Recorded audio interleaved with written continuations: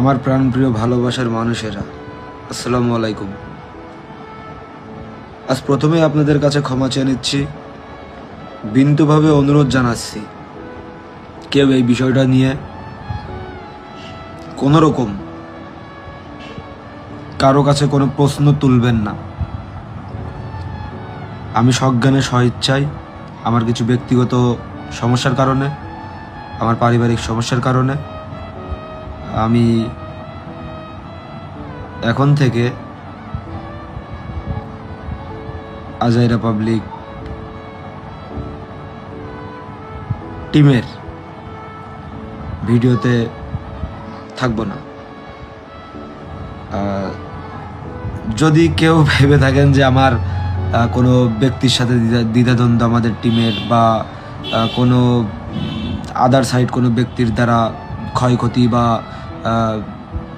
সমস্যা এরকম থাকে না যে মানুষ টিম ভেঙে ফেলে। হ্যাঁ, টিম কখনোই আমি চাই না, একটা টিম এত কষ্ট এত পরিশ্রম করার পর কোনো ব্যক্তি চাইবে না, এত দূর আসার পর কোনো ব্যক্তি চাইবে না যে আমি ফিরে যাই পিছনে।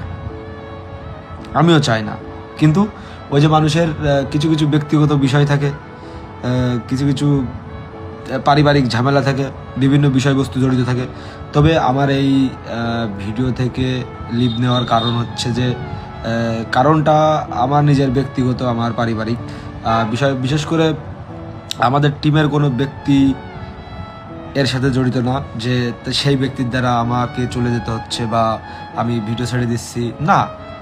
আমি আছি, অল টাইম আছি, আমি আপনাদের সাথেই থাকতে চাই, আমি আপনাদের মাঝেই থাকতে চাই। তবে মানে এই যে আমরা যে একতাবদ্ধভাবে যে ভিডিওটা করতাম, ওটাতে আমাকে আর দেখা যাবে না। বিশেষ করে আবার অনেকেই বলতে পারেন যে ভাই আপনি কি আলাদা টিম করবেন, আলাদা ইয়ে করবেন, তা করবেন, আলাদাভাবে ভিডিও করবেন। না ভাই, আলাদাভাবে ভিডিও করার কিছু নাই।